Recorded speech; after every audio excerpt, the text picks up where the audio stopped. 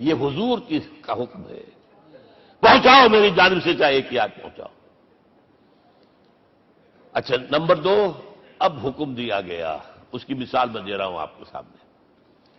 جب ایران کے ساتھ جنگ شروع ہوئی ہے تو سپہ سالار افواج ایران رستم نے وفد بلایا ہے، اے عربو، تم پہلے بھی ہم پر حملے کیا کرتے تھے، لیکن پہلے لوٹ مار کر کے واپس چلے جاتے تھے۔ یہ جان لیجئے، یہ ہسٹری کا ایک موقع ہے خاص، کہ ایک سیٹلڈ سویلائزیشنز ہوتی ہیں اور ایک وہ جو رہتے ہیں سطح مرتفع پر، وہاں پانی نہیں ہوتا، وہ فصل کہاں سے آ جائے گی، یا ریگستان میں جو وہاں بستے ہیں وہ کیا کرتے ہیں؟ وہ وقتاً فوقتاً جاتے ہیں، جپٹا مارتے ہیں، لوٹ مار کرتے ہیں، لے کر وہاں سے دولت آتے ہیں، اسی پر ان کی گزارا تھا۔ تو پہلے بھی آیا کرتے تھے، لوٹ مار کر کے چلے جاتے، اس دفعہ پیچھا بھی چھوڑ رہے بولے کیا؟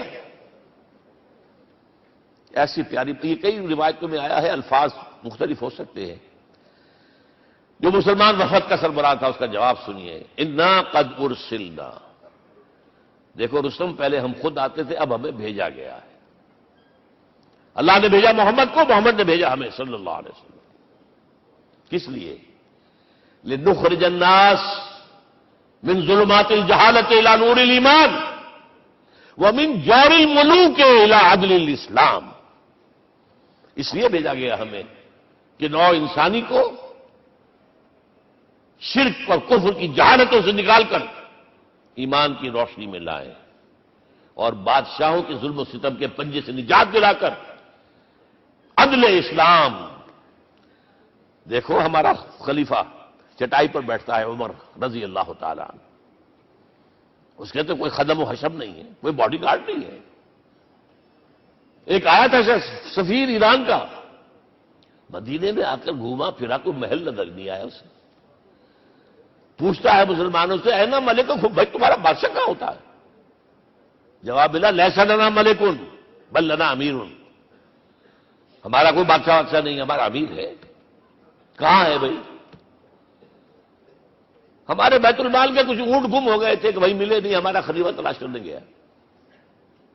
اب اس نے کسی کو لیا ہوگا، آئیڈینٹیفائی کر سکے، ڈھونڈ کر جا کر ایک جگہ دیکھا، دھوپ تیز ہو گئی تھی، حضرت عمر تھک گئے تھے، لہذا ایک درخت کے سائے میں اپنے کوڑے کا تکیہ بنا کر لیٹے ہوئے استراحت فرما رہے ہیں، کوئی خادم نہیں، کوئی خدم و حشم نہیں، کوئی باڈی گارڈ نہیں۔ اس وقت وہ کھڑے ہو کر کہتا ہے، عمر تم عدل کرتے ہو، تمہیں کوئی خوف نہیں ہے، ہمارے بادشاہ ظلم کرتے ہیں، لوگوں کا خون پیتے ہیں، انہیں ہر وقت ڈر رہتا ہے، انہیں اونچی اونچی فصیلیں چاہیے، انہیں باڈی گارڈ چاہیے، انہیں حفاظتی دستے چاہیے۔ یہ مثال پیش کی ہے نا، یہ کوئی فیری ٹیلز تو نہیں ہے، یہ تو آج کی تاریخ ہے، 1400 برس پرانی تاریخ ہے بھائی، کوئی پرانی نہیں ہے، کوئی 10,000 سال پرانی بات نہیں ہے۔ اور وہی عمر ہے، انہیں بلایا گیا ہے بیت المقدس، وہاں جو مسلمانوں کا محاصرہ تھا وہ طول کھینچ گیا، فصیل بہت اونچی مضبوط، اور اندر ہر طرح کا رسد بھی موجود ہے، راشن بھی ہے، پانی بھی ہے، عیسائیوں کا قبضہ تھا۔ عیسائی پادری آئے فصیل پر، مسلمانوں تم اگر قیامت تک بھی یہاں پڑے رہے محاصرہ کر کے، یہ کبھی فتح نہیں ہوگا شہر، ہاں یہ فتح ہونا ہے، ہماری کتابوں میں ہے، لیکن ایک درویش بادشاہ کے ہاتھوں فتح ہوگا، تمہارے اندر ہمیں وہ درویشی نظر نہیں آ رہی۔ وہ چونکہ کچھ عرصہ ہو گیا تھا، شام میں پہنچ گئے تھے، خربوزے کو دیکھ کے خربوزہ رنگ پکڑتا ہے، اچھا لباس پہننا شروع کر دیا، اور وہاں تھے امین هذه الامہ ابو عبیدہ بن الجراح رضی اللہ تعالی عنہ، یکے ادا شرح مبشرہ، ان کا فوراً کلک کیا، یہ بادشاہ مدینے میں بیٹھا ہوا تو ہے، یہاں سے ریکویسٹ کی گئی ہے آپ تشریف لائیے۔ اب 700 میل کا سفر ہے، کوئی ذاتی سفر نہیں، کسی بیٹے کے کنووکیشن کے لیے نہیں گئے، کوئی انٹوریج نہیں ہے، کچھ نہیں، ایک اونٹ، ایک خادم، اور اسی اونٹ پر راستے کا راشن، لہذا ایک آدمی بیٹھ سکتا ہے۔ اب ایک منزل خلیفہ اوپر تشریف فرما ہے اور خادم ہاتھ پکڑ کر آگے چل رہا، اگلی منزل خادم اوپر بیٹھا ہے اور خلیفہ ہاتھ پکڑ کے آگے چل رہا ہے۔ جب آخری منزل آئی ہے تو باری ہو گئی اس خادم کی، اس نے ہاتھ جوڑ دیے، خدا کے لیے لوگ دیکھیں گے مجھے ماریں گے، تمہیں شرم نہیں آئی؟ خلیفۃ المسلمین جو ہے وہ آگے آگے تمہارے چل رہے تھے، تم وہ براجمان تھے۔ حضرت عمر نے ڈانٹ پلائی، دوڑو دوڑو، نہیں، باری تمہاری ہے۔ وہ بیٹھا ہوا اوپر، حضرت عمر پھنکیل پکڑ کر آ رہے ہیں، اور بیچ میں کہیں کیچڑ آ گیا تھا، جوتیاں بھی ہاتھ میں پکڑی ہوئی ہیں۔ اب وہاں آتے ہی انہیں لے جایا گیا فصیل کے سامنے، انہوں نے اوپر سے اپنی کتابیں دیکھی، ہاں یہی ہے درویش بادشاہ۔ یہ فتح نہیں ہوا تھا یروشلم، یہ ایک صلح کے طور پر انہوں نے دیا ہے، کھول دیا، آ جاؤ۔ اور انہوں نے شرط رکھوائی تھی کہ کہیں یہاں یہودیوں کو آباد نہیں ہونے دیں گے آپ۔ حضرت عمر نے اتنی رعایت کی تھی یہودیوں کے لیے کہ وہ یہاں آئیں، اپنے مقدس مقامات کی زیارت کر کے جا سکتے ہیں، لیکن یہاں سیٹل نہیں ہو سکتے، اس لیے وعدہ تھا۔ یہ وعدہ جو ہے سلطان عبدالحمید خان تک چلا ہے۔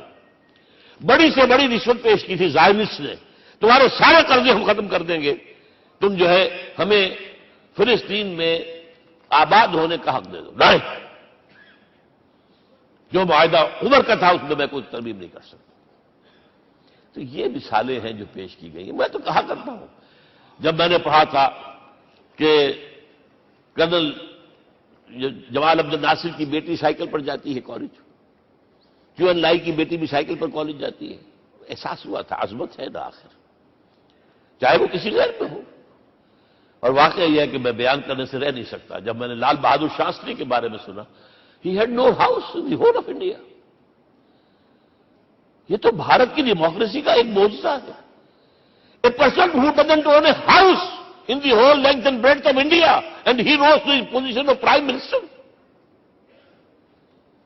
ہمارے ہاں کسی میونسپلٹی کا جو ہے ممبر نہیں بن سکتا، اس کی بیوی اپنے گھر میں خود کھانا پکاتی تھی، کوئی ملازم نہیں تھا۔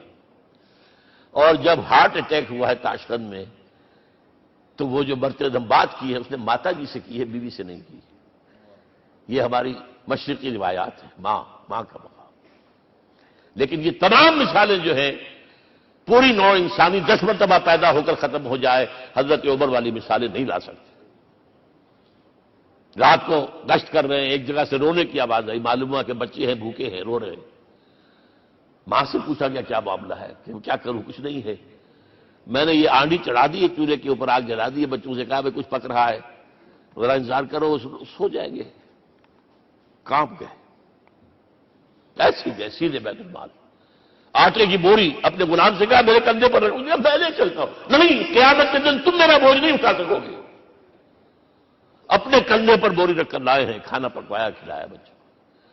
اب اگر حضور یہ کہے کہ سید القوم خادم ہوں، تو یہ حقیقت تھی کہ نہیں تھی؟ ورنہ اگر یہ مثال نہ آتی تو کہتے ہیں جی شاعری تو اچھی ہے، بہت اچھا شعر کہہ دیا، کوئی سردار بھی کبھی خادم ہوا ہے؟